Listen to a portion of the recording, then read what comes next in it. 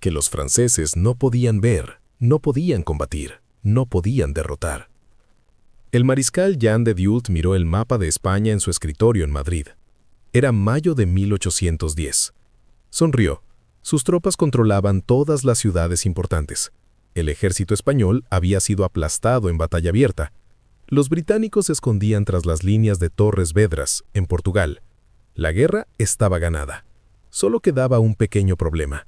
Unos cuantos campesinos con armas viejas, bandidos atacando grupos. Nada grave. ¿Cuántos son?, preguntó Soult a su oficial de inteligencia. Quizás 2000, señor.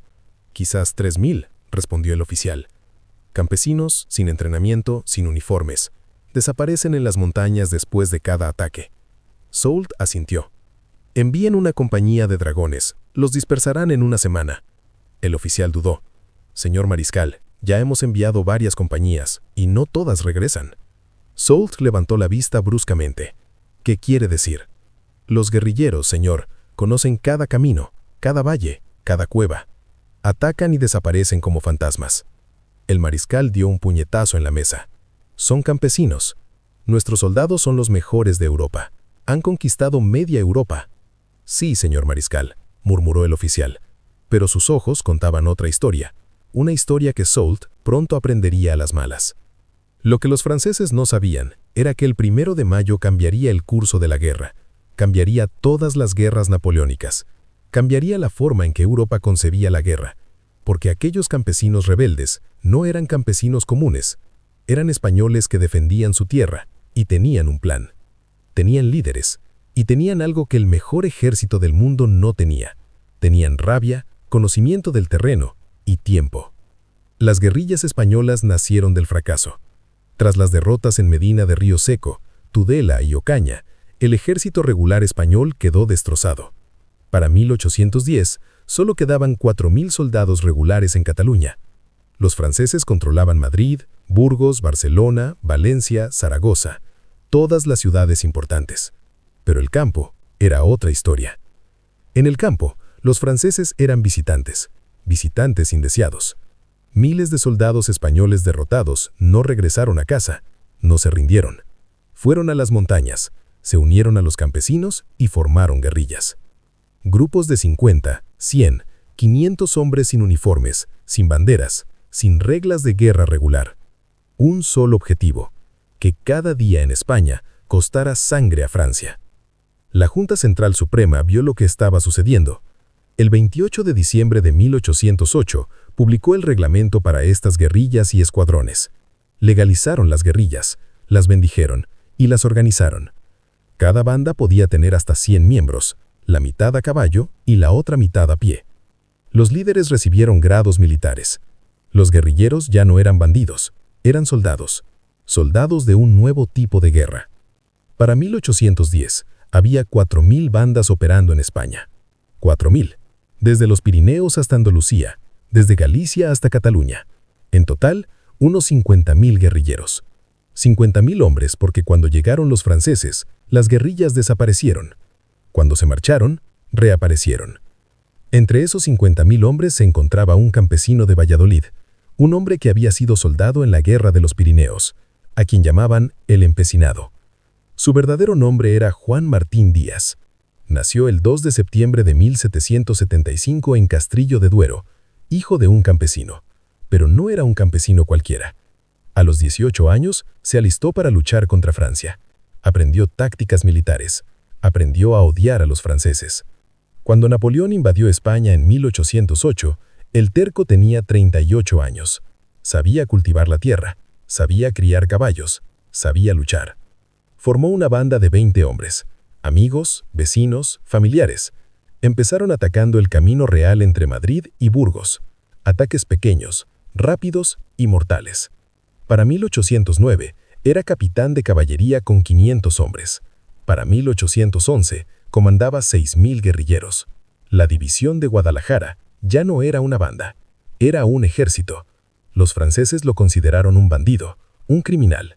Napoleón envió al general Joseph Leopold Sigisbert Hugo, padre del escritor Víctor Hugo, a capturarlo, solo para capturarlo. Un general hecho y derecho, persiguiendo a un campesino. Hugo capturó a la madre del terco, capturó a familiares y le ofreció el indulto si se rendía. El terco respondió capturando a 100 soldados franceses. Amenazó con fusilarlos. Hugo tuvo que liberar a todos los prisioneros españoles. Ese fue el primera lección. Las guerrillas no seguían las reglas, no negociaban, no se rendían, luchaban con todas las armas al alcance. Usaron las tácticas que funcionaban, y funcionaban porque conocían cada piedra, cada árbol, cada sendero de su tierra. Antes de que veamos cómo el terco y miles de guerrilleros demostraron a los franceses que estaban completamente equivocados, y créanme, lo que sucedió después cambió la historia de Europa. Quiero saber cuál es la unidad militar más subestimada de la que jamás hayan oído. Unidades que todos descartaron hasta que fueron puestas a prueba. Deja un comentario, suscríbete y activa la campanita, porque estas son las historias que cambian nuestra perspectiva de la guerra. He aquí por qué los franceses cometieron un error fatal. Los comandantes franceses observaban a España desde sus cuarteles generales en Madrid, Burgos y Barcelona. Veían ciudades controladas, fuertes guarniciones y caminos vigilados. Pensaban en batallas, frentes y territorios conquistados. Esa era la guerra que entendían. Conocían la guerra que habían ganado en Italia, Austria, Prusia y Polonia. Derrotar al ejército enemigo, tomar la capital, victoria. Pero España no era Italia. Los españoles no eran prusianos, y las guerrillas no eran un ejército al que pudieran derrotar en batalla.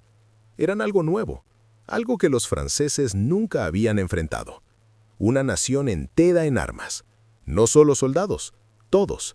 Campesinos, sacerdotes, nobles, estudiantes, mujeres, todos luchando a diario en cada pueblo, en cada camino, en cada montaña.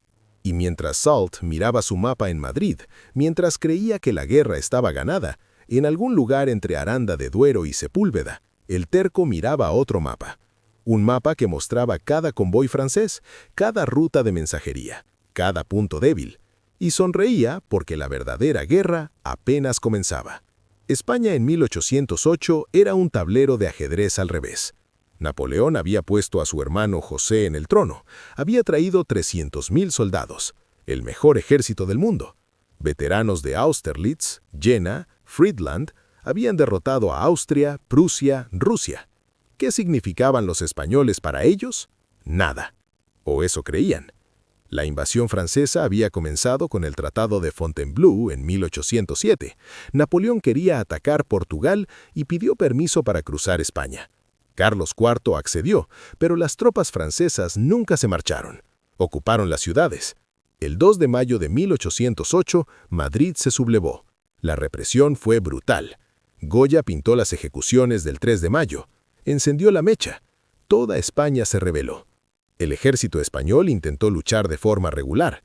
En Bailén ganaron. Fue la primera gran derrota de Napoleón. Los franceses se retiraron, pero Napoleón no aceptó la derrota. Llegó personalmente con 250.000 hombres en el otoño de 1808. Entró en Madrid el 5 de diciembre. Las batallas de Tudela, Ocaña y Medina de Río Seco fueron un desastre para España. El ejército regular fue aplastado, pero algo extraño estaba sucediendo. Los soldados españoles derrotados no se rindieron, desaparecieron. Los campesinos nunca volvieron a trabajar sus campos, se esfumaron, y comenzaron los ataques. Las tropas francesas atacaron en caminos desiertos, mensajeros que nunca llegaron. Pequeñas guarniciones encontradas muertas. Los franceses controlaban las ciudades, pero el campo se había vuelto contra ellos. La misión de las guerrillas era simple pero mortal. Impedir que Francia controlara España, no mediante grandes batallas, sino mediante 1000 pequeños cortes. Ataques a convoyes de suministros, emboscadas a mensajeros, sabotaje de comunicaciones, destrucción de almacenes, confiscación de dinero. Todos los días, en todas las provincias, sin descanso. El terco operaba principalmente en Castilla. Su territorio abarcaba Guadalajara, Soria, Segovia y Burgos. Controlaba el Camino Real, la ruta principal entre Madrid y la frontera francesa. Era el alma de Francia en España. Todo pasaba por él: suministros, refuerzos, mensajes, dinero. El terco decidió estrangular esa arteria. Su método era preciso. Primero, la inteligencia. Las guerrillas tenían informantes en cada pueblo, sacerdotes que confesaban a los colaboradores, campesinos que veían pasar los convoyes, mujeres que trabajaban en los cuarteles franceses. La información fluía constantemente. El terco siempre sabía dónde estaban los franceses. Los franceses nunca sabían dónde estaba él. Segundo, seleccionar el objetivo. No atacaban guarniciones fuertes, no atacaban grandes columnas. Buscaban convoyes, grupos pequeños, mensajeros con escolta ligera, partidas de forrajeo, destacamentos aislados, objetivos que podían destruir rápidamente antes que llegaran los refuerzos. La velocidad lo era todo, atacar y desaparecer. Esa era la regla. En tercer lugar, el conocimiento del terreno. Los guerrilleros eran locales, conocían cada barranco, cada bosque, cada cueva. Sabían dónde tender una emboscada. Sabían dónde los franceses no podían seguirlos. Montañas, bosques densos, senderos imposibles para caballos pesados. Esa era su ventaja. Los franceses, con sus uniformes brillantes, sus formaciones perfectas, sus reglas de guerra, eran inútiles en las montañas de España. Las fuerzas francesas a las que se enfrentaban eran poderosas, dragones con armadura metálica, húsares con sables curvos, infantería con mosquetes de chispa, la arma estándar del mejor ejército de Europa. Estos mosquetes disparaban balas a 150 metros, tardaban 20 segundos en recargar, pero cuando 500 mosquetes disparaban juntos, la descarga era devastadora. Los franceses sabían cómo usarlos, con ellos habían conquistado Europa. Los franceses también contaban con artillería, cañones de bronce, precisos y letales. En terreno abierto, un cañón francés podía destruir una formación de infantería a 800 metros. Las guerrillas no tenían cañones ni formaciones, no luchaban en terreno abierto. Esa era la clave. La preparación de una guerrilla era diferente a la de un ejército regular. No había desfiles ni uniformes perfectos. Cada hombre traía su propia arma, trabucos, escopetas de caza cortas, mosquetes capturados a franceses muertos, antiguas espadas, cuchillos, lo que tuvieran. El terco organizaba simulacros de caza, sus hombres practicaban disparos desde emboscadas, se movían sin silencio, practicaban retiradas rápidas. La disciplina era estricta, el terco había sido un soldado regular. Sabía que sin disciplina una banda de hombres se convertía en bandoleros. Sus hombres no robaban a los españoles, no violaban, no torturaban por placer. Mataban a los franceses. Esa era la misión. Todo lo demás estaba prohibido. Quienes rompían las reglas eran ejecutados. Su banda tenían reputación. Eran duros pero justos. La logística también era diferente. No contaban con trenes de suministros. No tenían almacenes. Vivían de la tierra. Las aldeas españolas los alimentaban, les daban refugio, curaban sus heridas y los ocultaban de los franceses. Era una red invisible. Los franceses podían torturar aldeas enteras buscando guerrilleros. Los campesinos morían en silencio. Esa lealtad era el poder secreto de las bandas guerrilleras. El terco también innovó tácticamente. Utilizó señales de humo para comunicarse entre grupos separados. La caballería ligera se utilizaba para la exploración. Había aprendido que los franceses marchaban en formaciones predecibles, columnas estrechas en los caminos, ideales para emboscadas, fuego de ambos lados, caos y pánico. Antes de que pudieran formar una línea de batalla, las guerrillas desaparecían. Otra táctica era el ataque nocturno. Los franceses acampaban por la noche, apostaban guardias, pero estaban cansados, lejos de casa y nerviosos.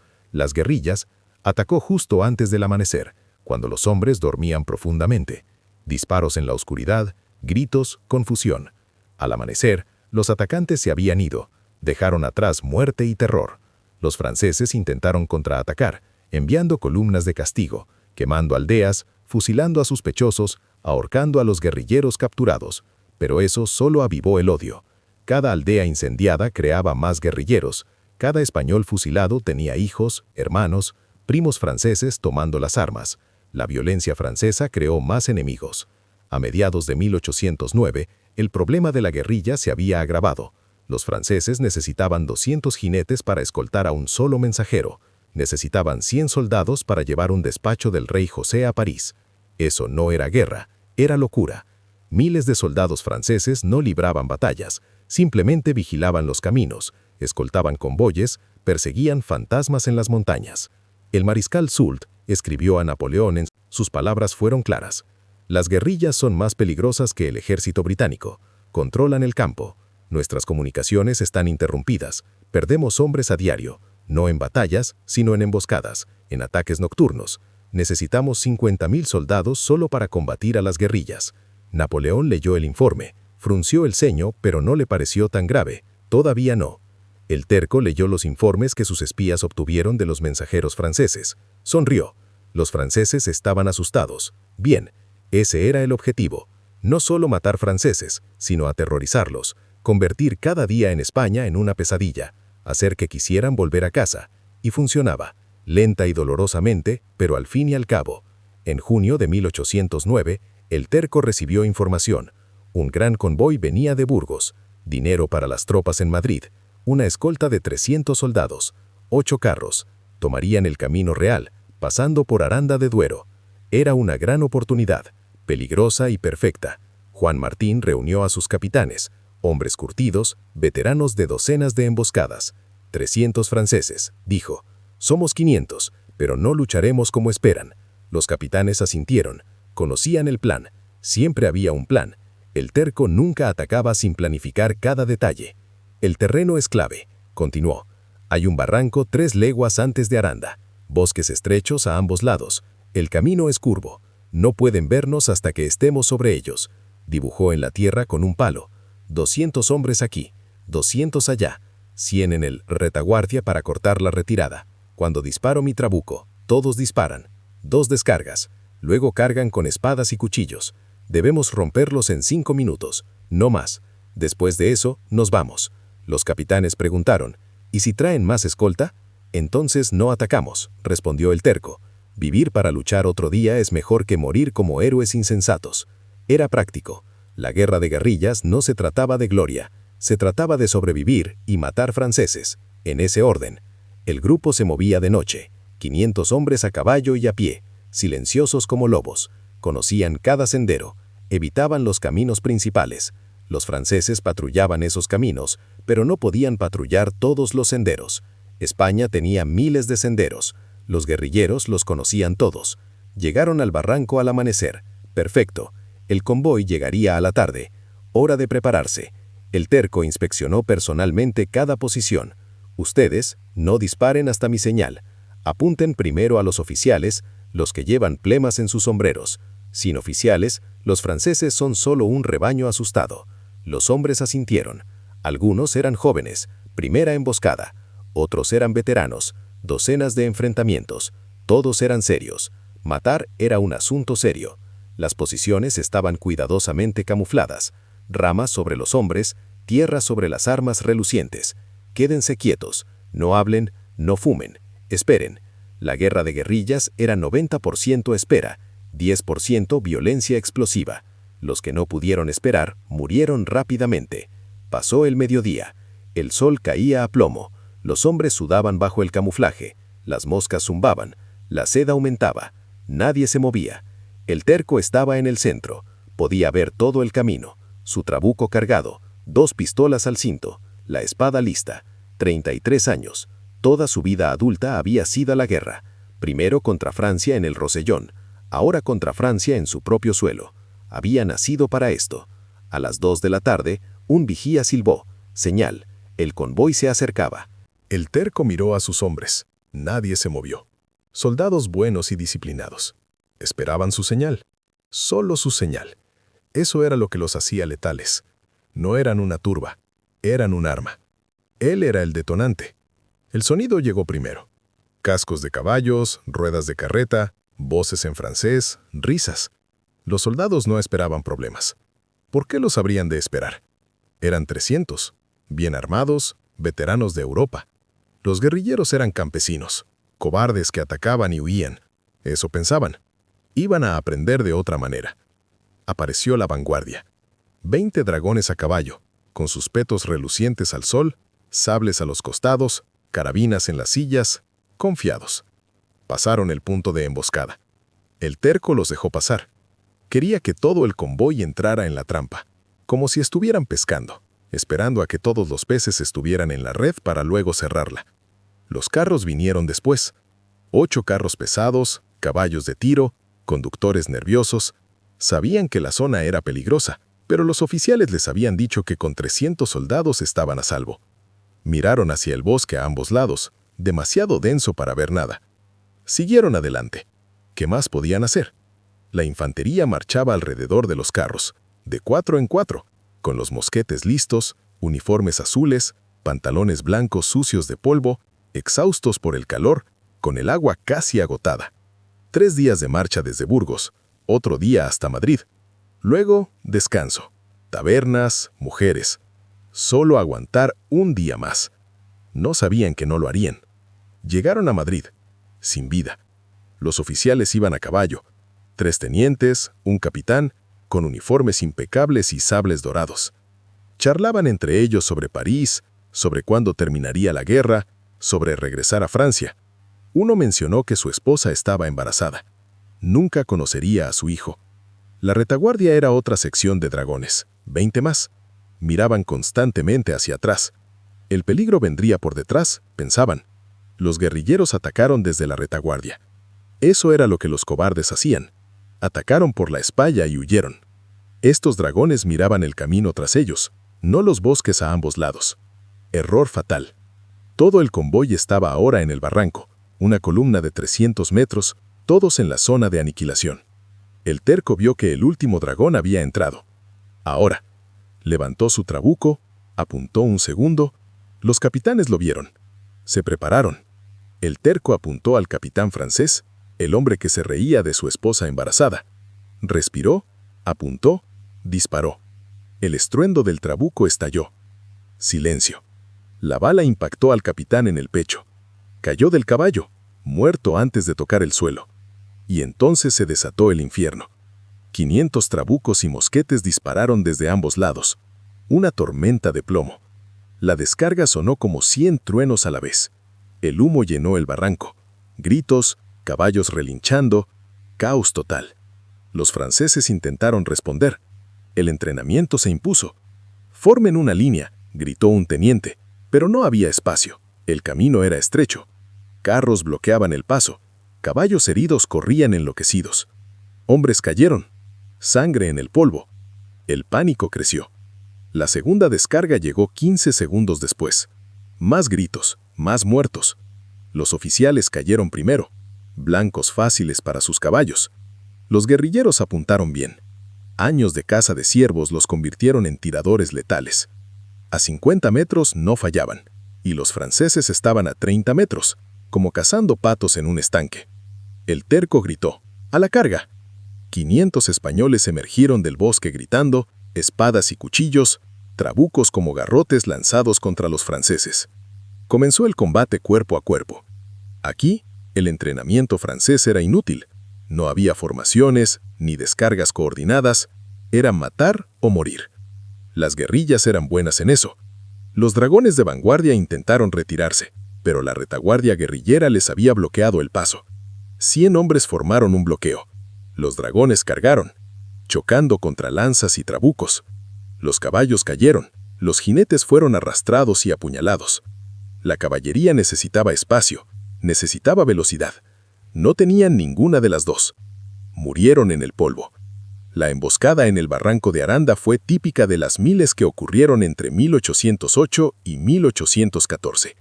Pero fue especial por una razón. Las guerrillas del terco lograron suficiente dinero para equipar a su banda durante 6 meses y se apoderaron de documentos, órdenes de París, planes de campaña, información que entregó a los británicos. Eso convirtió cada emboscada en información valiosa. Las guerrillas no solo mataban a soldados franceses, los espiaban. El combate duró exactamente 7 minutos. El terco calculaba cada emboscada. Más tiempo significaba el riesgo de refuerzos franceses. A 5 leguas de distancia había una guarnición de 500 hombres. Si oían los disparos, vendrían. 7 minutos. Matar, saquear, desaparecer. Esa era la fórmula. Los franceses lucharon con valentía. Eran soldados profesionales, veteranos de campañas en Europa, pero estaban en total desventaja, completamente sorprendidos, superados en número, con el terreno en su contra. Quienes intentaron formar líneas de batalla fueron aniquilados. Los que huyeron fueron perseguidos. Los que se rindieron fueron capturados. En 7 minutos, 300 franceses quedaron reducidos a 80 prisioneros, 180 muertos y 40 que escaparon heridos al bosque. El terco ordenó la retirada. Tomen las armas, tomen la comida, dejen los cuerpos. Los guerrilleros se movieron con rapidez.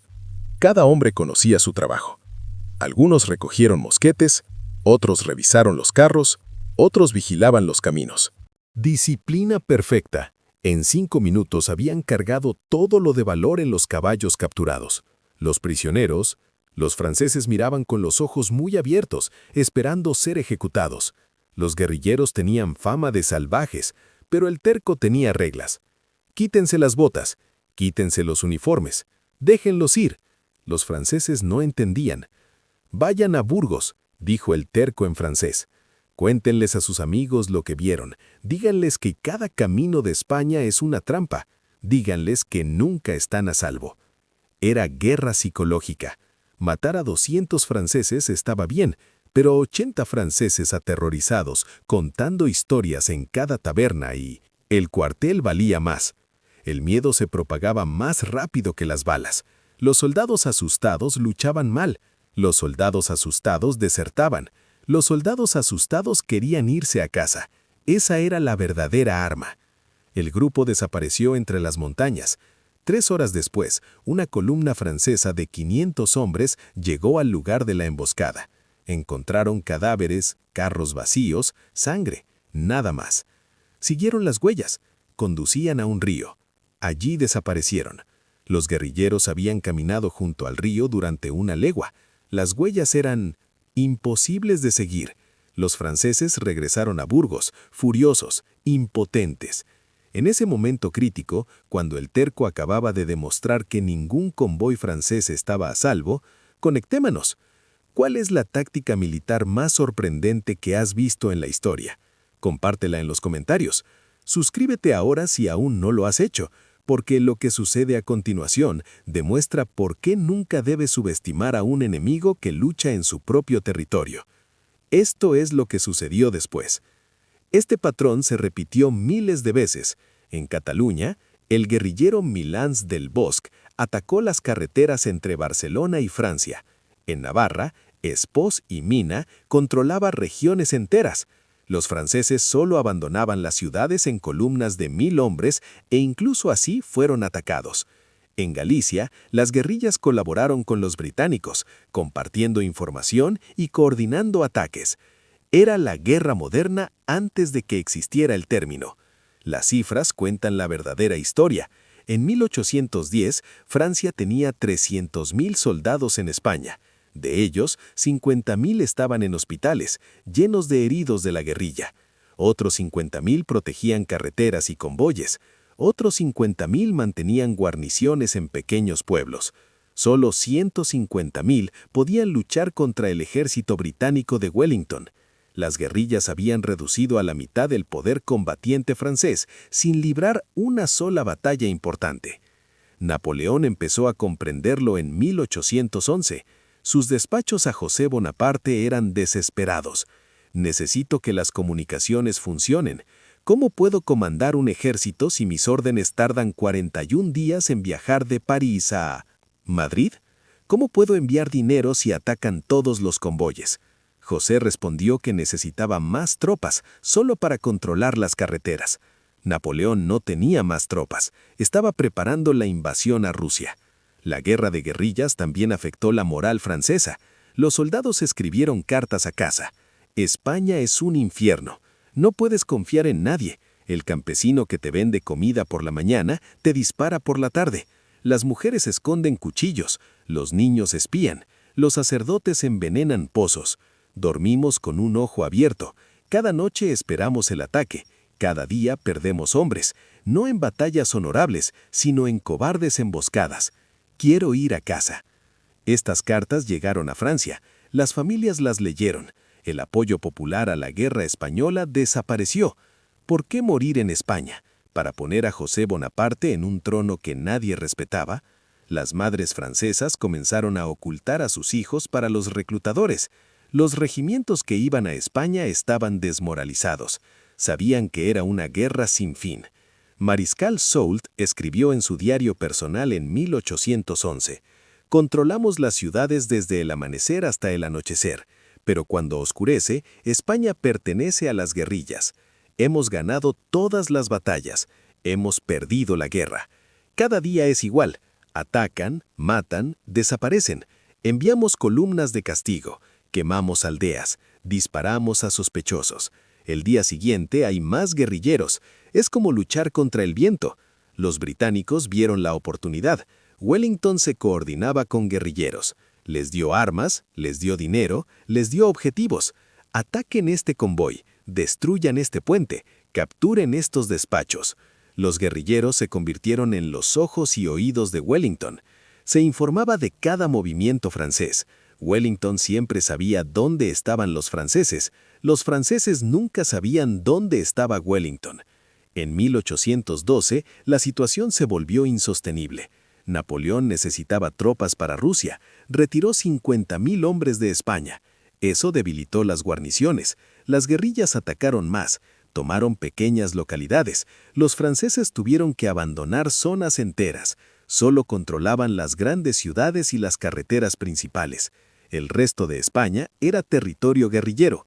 Para entonces, el empecinado comandaba 6.000 hombres organizados en la División de Guadalajara. Ya no era una pequeña banda, era un pequeño ejército. Había capturado artillería, había organizado caballería, libraba batallas, ganaba batallas. Los franceses enviaron a 3 generales diferentes para capturarlo. Todos fracasaron. Uno de ellos, el general Hugo, escribió frustrado: «Es imposible capturar a un hombre que toda España oculta». Pero el terco era solo uno entre miles. Espós y Mina, en Navarra, contaba con 10.000 hombres, el sacerdote Merino en Castilla con 3.000, Julián Sánchez en León con 2.000. Cada provincia tenía sus guerrilleros, cada valle su banda. Los franceses se enfrentaban a un enemigo infinito, cortaban una cabeza y 3 volvían a crecer. Mataron a 100 guerrilleros y nacieron 200 más. Se unieron. Era la hidra de la mitología, imposible de matar. Las tácticas evolucionaban constantemente. Las guerrillas aprendían de cada batalla. Empezaron usando emboscadas sencillas, luego añadieron trampas, fosos cubiertos en los caminos, puentes saboteados, árboles talados para bloquear las columnas. Después, comenzaron ataques nocturnos coordinados contra múltiples objetivos simultáneamente. Los franceses no sabían dónde responder primero.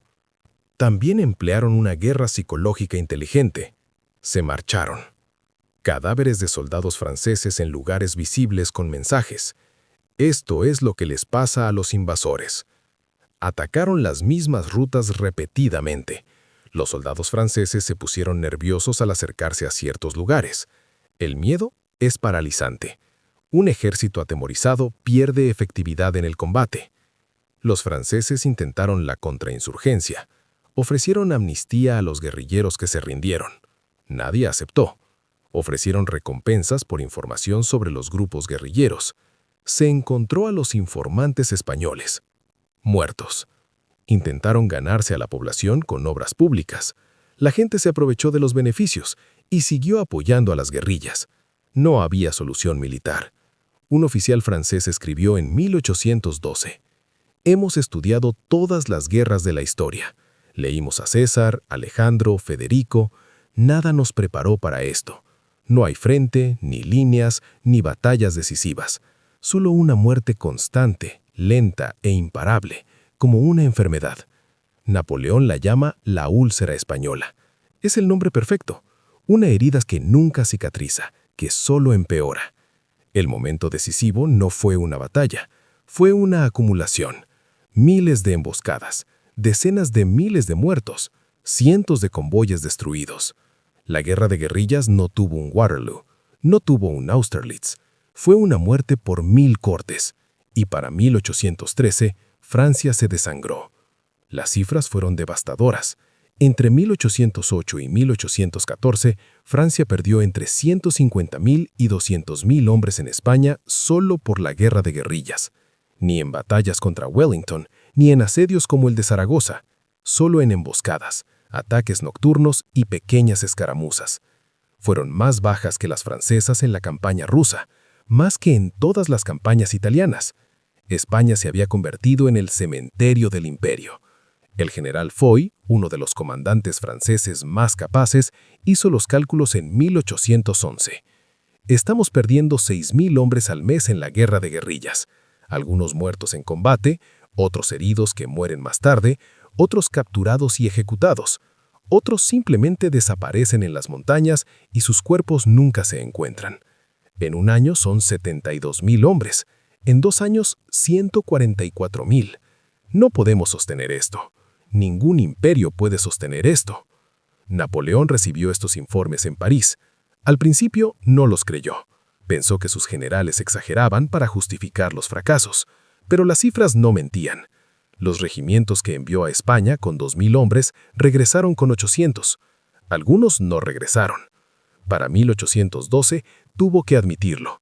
España es una úlcera que consume mi imperio. Cada día sangra recursos. Mi ejército se debilita cada día. No puedo ganar. No puedo rendirme. Estoy atrapado. El impacto inmediato en los franceses fue múltiple. Primero, operativo. No pudieron mantener las líneas de comunicación. Los mensajes tardaban semanas. Las órdenes de Napoleón llegaban desfasadas. Los generales franceses tenían que tomar decisiones sin consultar a París. Esto provocó errores, falta de coordinación y derrotas. Segundo, logístico. Los convoyes de suministros no llegaban. Los almacenes, los franceses en España, estaban constantemente desabastecidos. Los soldados pasaban hambre y tenían que buscar comida. Cuando la buscaban, la guerrilla los mataba.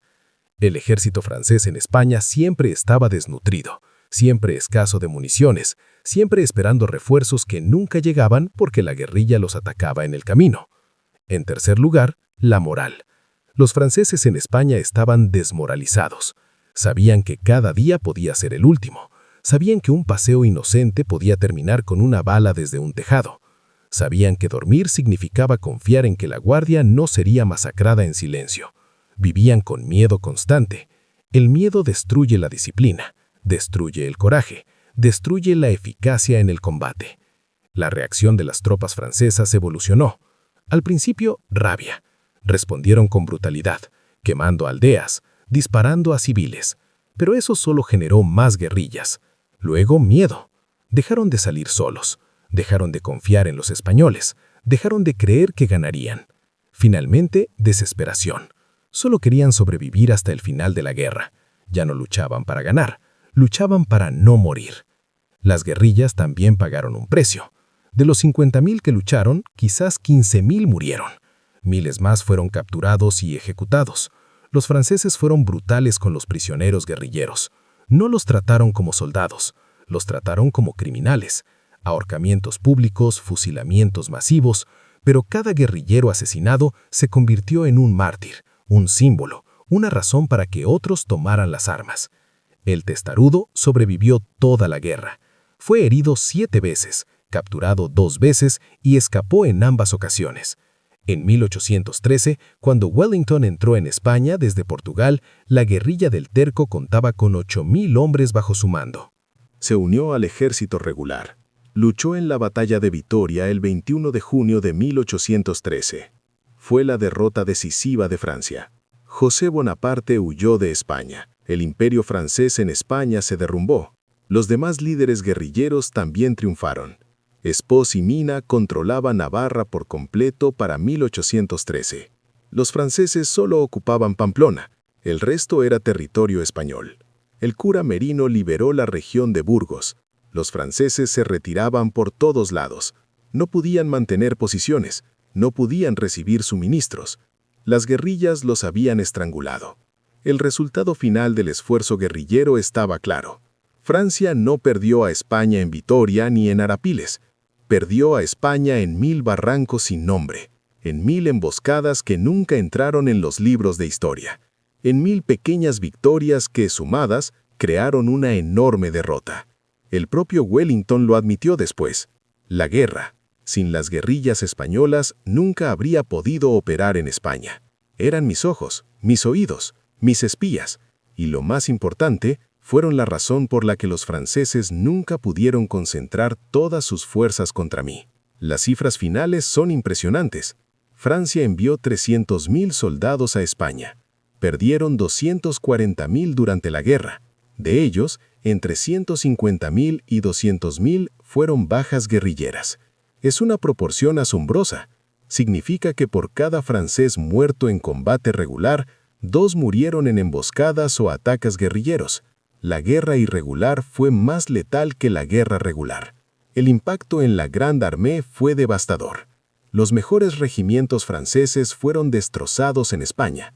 Cuando Napoleón invadió Rusia en 1812, tuvo que utilizar tropas de segunda línea, reclutas jóvenes y aliados poco fiables. Los veteranos murieron en España o quedaron atrapados en guarniciones españolas. La derrota en Rusia fue causada en parte por el derramamiento de sangre español.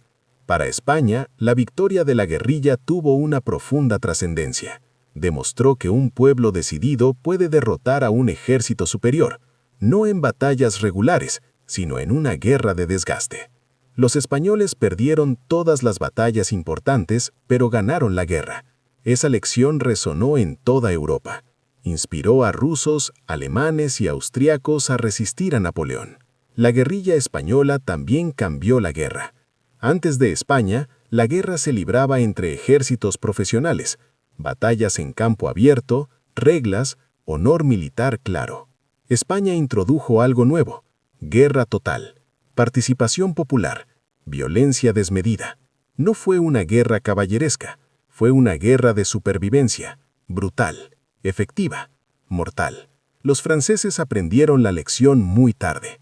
En 1813, cuando ya iban perdiendo, intentaron negociar con las guerrillas. Ofrecieron autonomía regional. Ofrecieron indultos generales. Ofrecieron dinero. Nadie aceptó.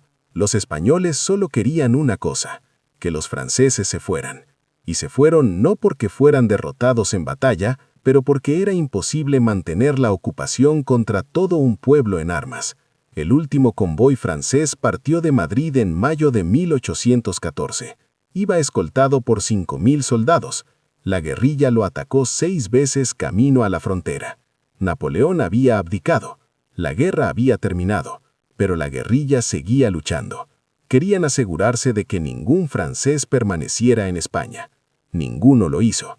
La victoria de la guerrilla española cambió radicalmente la guerra de la independencia. Wellington lo reconoció abiertamente.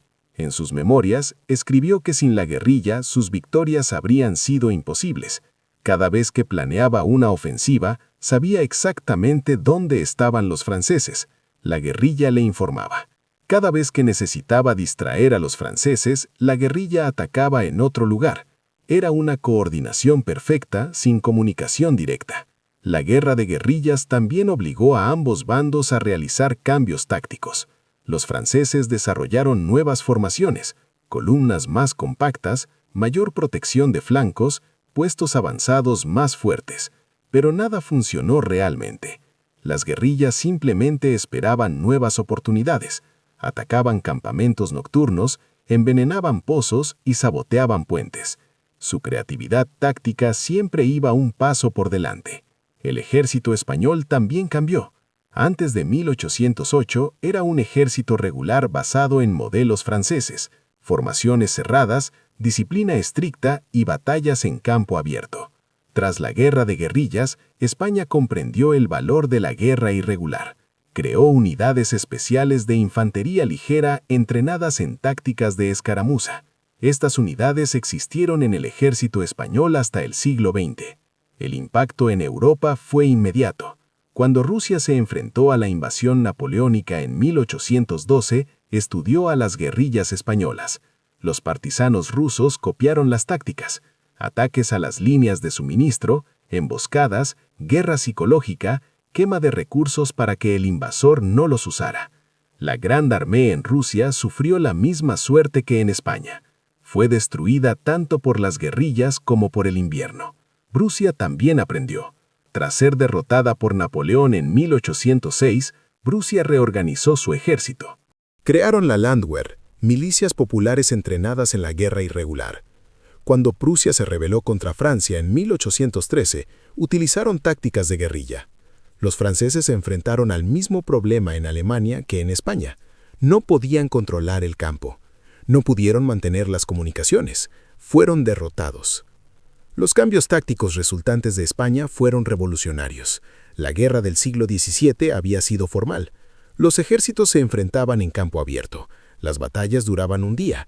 El ganador entraba al campo. El perdedor se retiraba. El honor militar era importante. Se respetaban las reglas. España destruyó todo eso.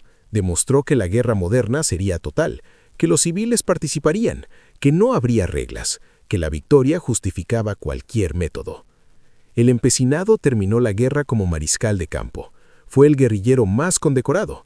Recibió la Cruz de San Fernando. Recibió tierras. Recibió una pensión vitalicia. Pero su final fue trágico. En 1823, cuando Fernando VII restauró el absolutismo, el empecinado apoyó a los liberales. Fue capturado, ahorcado en la Plaza de la Cebada de Madrid, héroe de la independencia, ejecutado por el rey que había ayudado a restaurar. España a veces tiene esa cruel ironía. Otros guerrilleros habían destinos diversos. Espós y Mina también apoyó a los liberales. Tuvo que exiliarse en Francia. Regresó años después. Murió en Barcelona en 1836. El sacerdote Merino sobrevivió como sacerdote en su pueblo. Vivió hasta 1852. Murió a los 87 años. Algunos guerrilleros se convirtieron en bandidos después de la guerra. No sabían hacer otra cosa que luchar. La sociedad los rechazó. Terminaron fuera de la ley. Pero su legado militar perduró. Todos los movimientos de resistencia del siglo. En los siglos XIX y XX se estudió la guerrilla española. Los italianos que lucharon contra Austria, los griegos que lucharon contra Turquía, los bóers en Sudáfrica, los irlandeses contra Inglaterra, todos emplearon las mismas tácticas. Emboscada, ataque rápido, desaparición, vivir del apoyo popular, atacar las debilidades del enemigo, nunca sus fortalezas. En el siglo XX el concepto se perfeccionó. Mao Zedong estudió la guerrilla española, escribió sobre ella y desarrolló su teoría de la guerra popular prolongada basándose en parte en España. Ho Chi Minh en Vietnam se emplearon tácticas similares contra Francia y Estados Unidos. El Che Guevara escribió manuales de guerra de guerrillas citando a España como ejemplo. La línea directa va desde el empecinado en 1808 hasta el Vietcong en 1968. Hoy en día, el legado sigue vigente. Todo conflicto asimétrico muestra lecciones de España. Afganistán, Irak, Siria. El patrón es el mismo. Un ejército regular superior ocupa territorio. Un movimiento irregular resiste. Utiliza el conocimiento local, utiliza el apoyo popular, utiliza el tiempo, desgasta al ocupante. Finalmente, este se marcha. No porque haya sido derrotado militarmente, sino porque el costo de quedarse es demasiado alto. La reflexión final es clara. Los comandantes franceses no previeron que las guerrillas españolas destruirían a 150.000 invasores porque pensaban en el pasado. Pensaban que controlar ciudades significaba controlar países. Pensaban que derrotar ejércitos significaba ganar guerras. Pensaban que los campesinos no podían derrotar a los soldados profesionales. España les enseñó algo diferente. Les enseñó que la voluntad popular es más poderosa que la disciplina militar, que el conocimiento del terreno supera el entrenamiento, que la determinación supera la tecnología. Fue una lección costosa, costó un imperio y cambió la guerra para siempre.